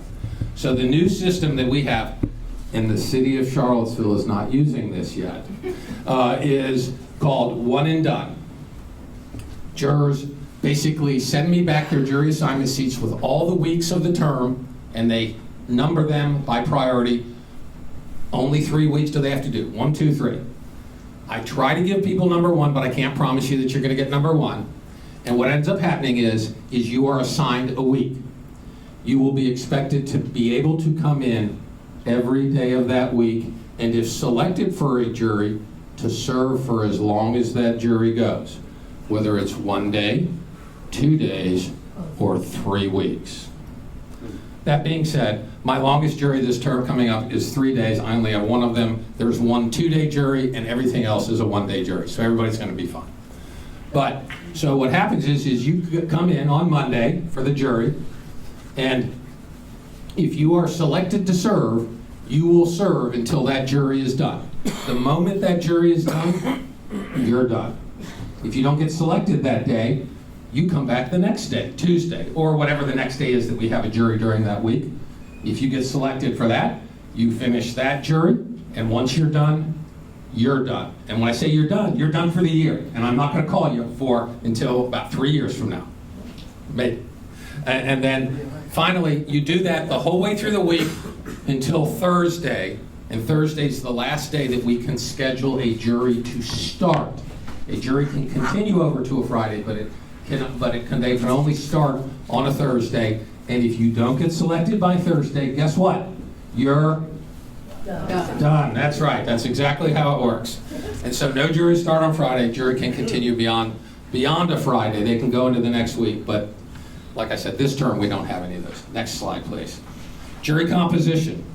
I'm glad my fellow members of the committee indicated that they didn't talk about this. Save my thunder for me.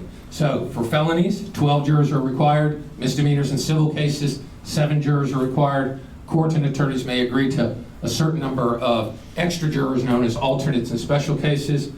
Because each party has what are known as preemptory strikes, each side, the jury starts with the following number of jurors for each one. Felonies, 20 jurors, because there are 4 strikes per side. Yeah, 4 jerks per side. And then misdemeanors and civil cases, 13 jurors, because there are 3 strikes per side. Next slide. And then before starting the trial, voir dire, that's where the court and the jurors ask questions of the jury to determine who's going to be the best jurors. The judge asks questions that are generally go to qualifications and competency, and then the attorneys are asking questions about opinions, bias towards or disposition towards issues and prejudices that are going to help them determine who are the best jurors to serve on their jury or support their position or theory of the case. Next one. Sorry, I'm flying. I'm trying to get through in the 5 minutes I was given. There are 2 types of strikes in jury selection. Strikes for cause. That's where somebody basically has an opinion already formed about the case, or there's a bias that would make it impossible for them to stand what is called neutral to the cause. And then the final one is peremptory strikes. These are done by the attorneys. It's basically gut feelings. It can be for any reason except, obviously, can't do it for race, gender, or any other constitutionally prohibited reason. And finally, once that's done, once we get down to our final group, and the judge will turn to the attorneys and go, "Are you satisfied with the panel, Mr. Chapman? Are you satisfied with the panel, Mr. Hinchley?" Everybody says yes. They stand up, and I swear them in to well and truly try the case. They have a seat, and we start with opening statements. And that's how the jury system works here in Charlottesville and Albemarle. Thank you very much for your time.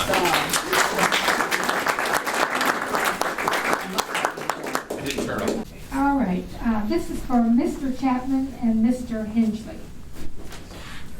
And that would be, what have been your experiences with the efficacy of, quote, minimum sentencing guidelines in terms of rehabilitation and recidivism? That's it. 1 minute. That's, our sentencing guidelines recommend a range of sentence for the judge to consider in felony cases. And our guidelines are based upon an historical study of what courts have done in cases where the offense is similar and the offender characteristics are similar, largely in terms of prior criminal history. And so our guidelines aren't devised in order to achieve specific outcomes, better outcomes or worse outcomes. They're devised to try and ensure reasonable consistency and fairness, and they do a good job at that. And one of the important points about that is it provides a means by which to have race and gender neutral recommendations of sentence, and that's extremely valuable. And it gives the court an understanding of what other courts have done given those similar characteristics. The next iteration for our guidelines, however, and this is the importance of data, is to be able to relate recommended sentences to improved outcomes. And that's precisely the kind of thing that we need good data systems to enable. And if I just follow up on that, Dave's right about the sentencing guidelines being historical rather than forward-looking and looking at outcomes. And he's right too that there's a problem with them, an inherent problem, is because they're historically based. What they tell us is what Dave said in his opening remarks are the sum total of seat-of-the-pants judgments over time. That's the problem with historical sentencing guidelines. So we are trying to move to a system that bases decisions in sentencing on evidence and risk assessment tools and those sorts of things. So we're not there yet. And so what we have in sentencing is we have historical guidelines which do give us some sense of what's happened in the past and do give us a basis for looking at some consistency over offender characteristics, but they don't give us really the information that we need to look at what is the way to come up with a sentence that will produce the best outcome. So we have to kind of blend and take a look at the sentencing guidelines, but also look at some of the evidence-based tools that we're developing to come up with the best result. Okay, two different people have asked a similar question here, and it's certainly one that I've had myself recently, so I'm going to ask this one and prioritize it. What is the relationship between your offices and ICE? Oh, God. Immigration and Customs Enforcement. Do undocumented immigrants have a right to a public defender? And one other person asked a similar question. What is the protocol about state, local, and county police becoming involved in federal immigration issues? That's a very important topic area. I don't give a damn about ICE. We don't in what we do. Excuse me, could you use the microphone? Yeah.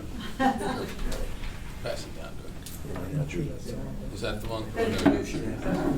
We don't have a role in our office or in the state court system in enforcing federal immigration law. It's of no consequence to us. We don't inquire. It's considered only if we have either specific information or a reason to believe that the immigration status of the individual before the court may not be permanent. Is there something about what we're doing that is going to increase the burden or the risk to that person? And we absolutely will consider different outcomes. For example, if it's the difference between an active jail sentence versus some other disposition, we can do that, and we'll do that. We do not want to allow the enforcement of Virginia law in state court to penalize people because of their immigration status. And I don't have any difficulty being very clear about that.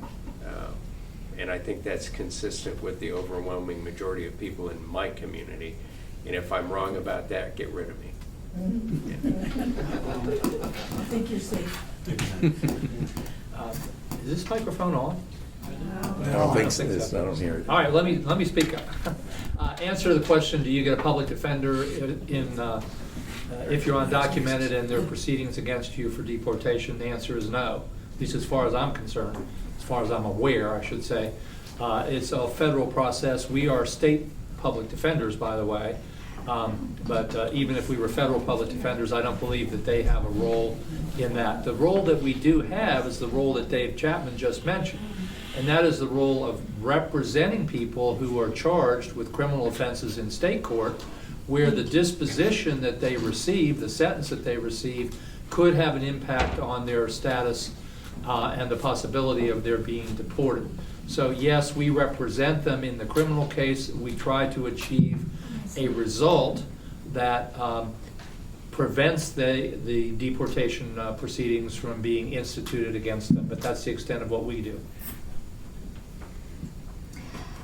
Chief, could you talk a little bit about what, for example, a law enforcement officer in the field is required to do?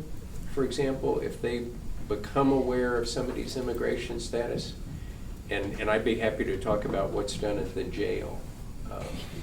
So, I can't speak for the current policies or practices of police department in either Charlottesville or Albemarle today. I can tell you that under my watch and Steve's watch, we, as Dave indicated, from the field officer's perspective, we did not engage in federal immigration enforcement. If we had someone in our custody on an unrelated state charge, and during the course of that custody became aware of the necessity of notifying federal resources that that person was in fact detained, we would follow those protocols. But we did not, as a practice, make any inquiries with respect to immigration status when we encountered persons in the field. It's only when they were in custody for unrelated state matters, but we were not in the business of doing federal immigration enforcement. At the jail, they are required to notify federal authorities if someone is in their custody and not of lawful immigration status.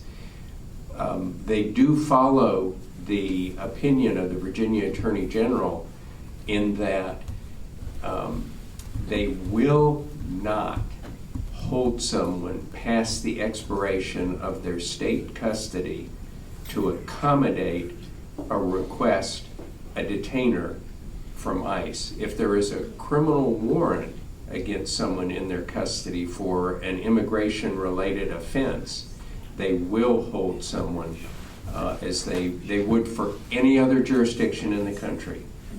But if it's merely a federal detainer for deportation, the feds need to come get them before the door opens at the jail.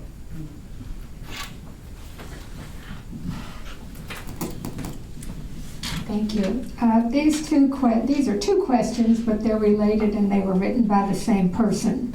So I'm going to read them both and see what you can make of it. One is about data-driven decision-making. Data-driven decision-making has been a focus of several of the presentations this evening.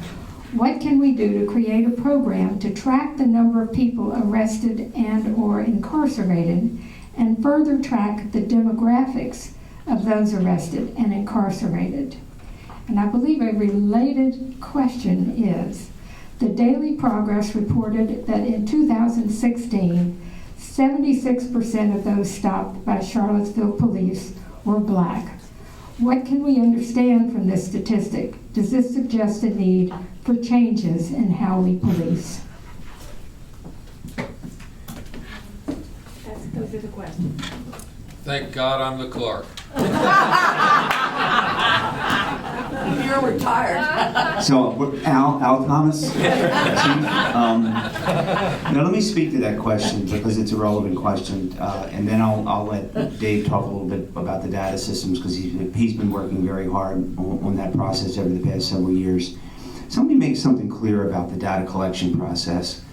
We were probably the first, if not one of the first, police agencies in the Commonwealth of Virginia to even begin capturing this data. And the reason we did that wasn't to count demographic information. It was to be able to fully document the facts and circumstances as to why individuals were stopped. So we weren't just checking boxes. We were writing full narrative explanations as to why individuals were being stopped.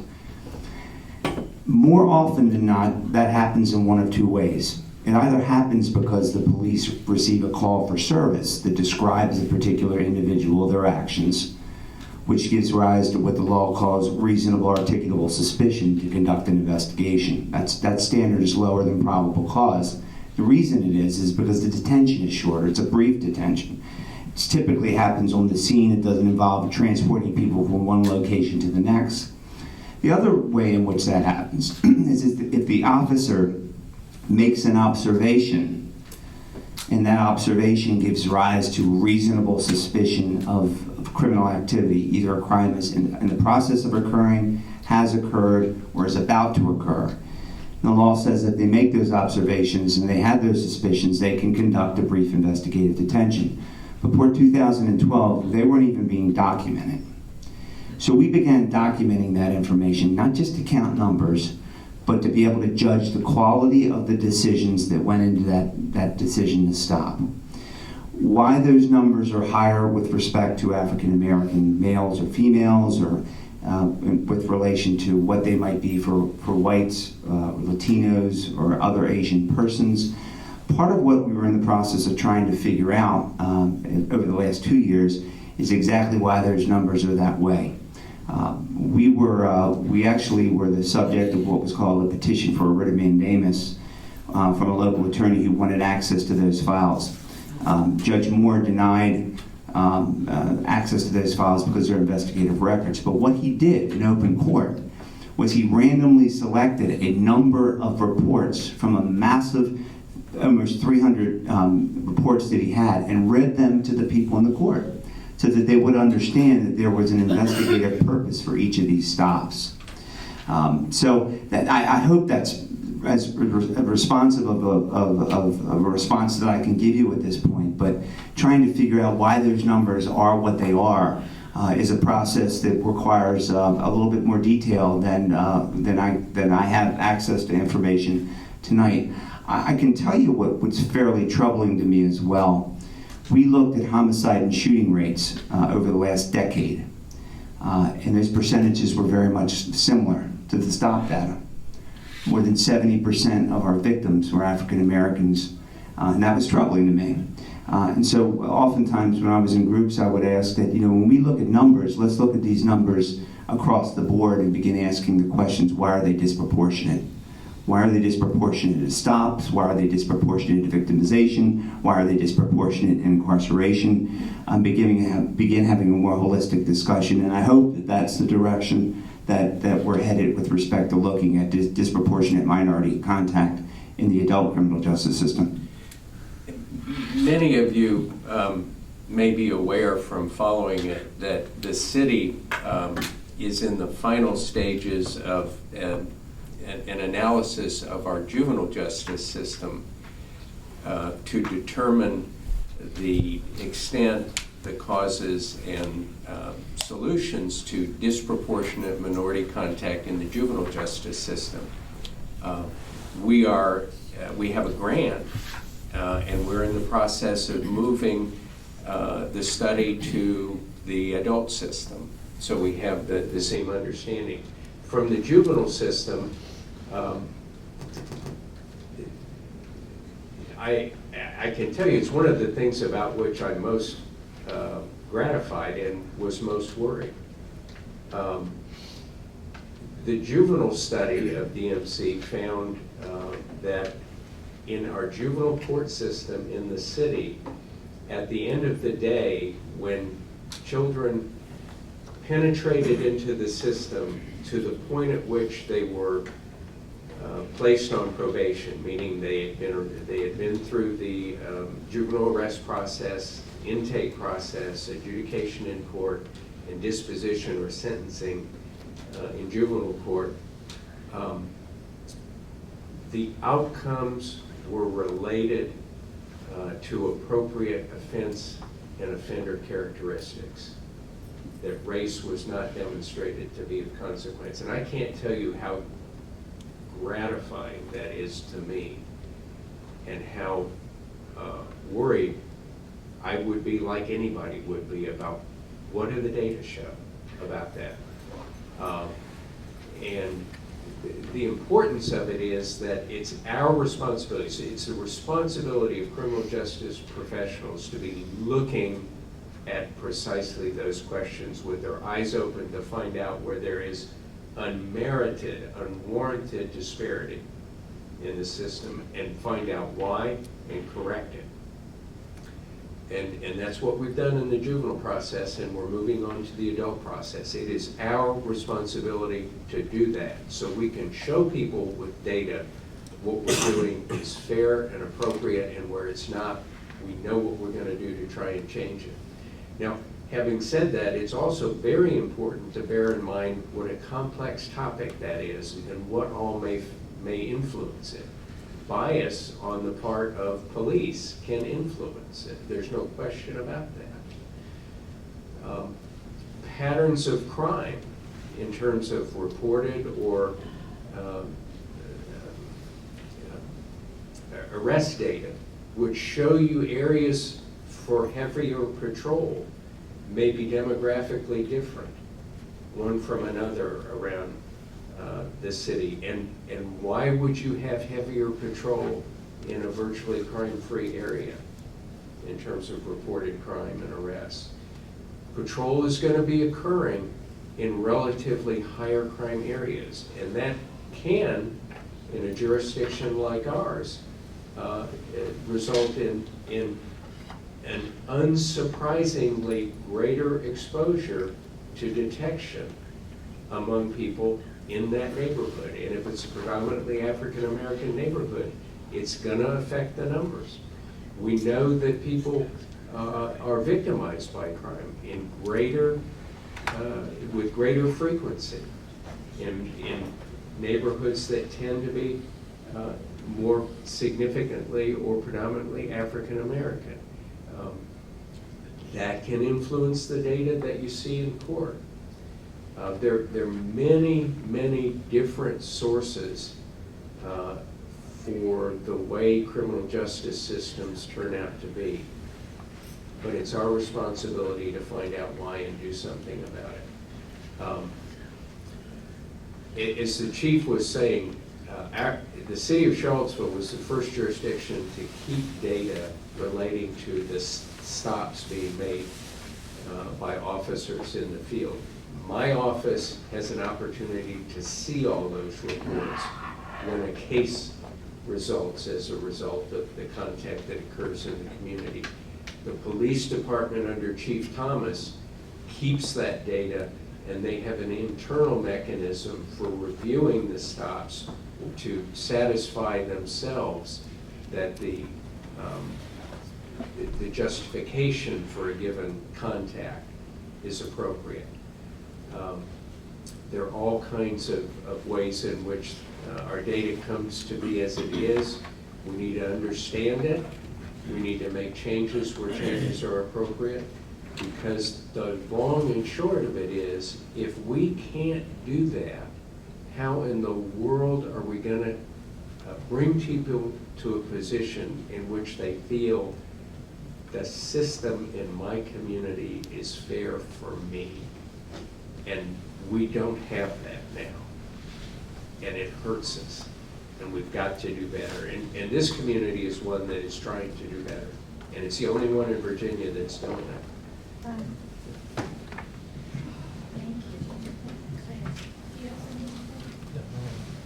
It's after 9 o'clock.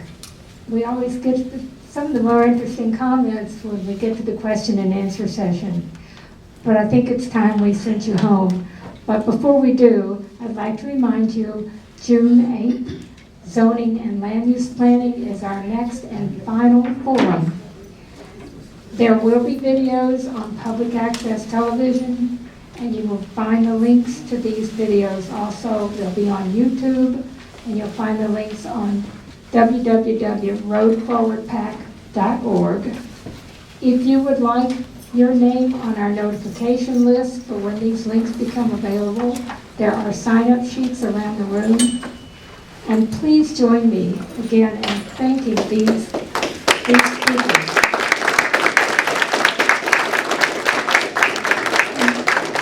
And thank you, not just for sharing with us tonight, but thank you for your public service, your years of public service. We're very proud of you. Thank you.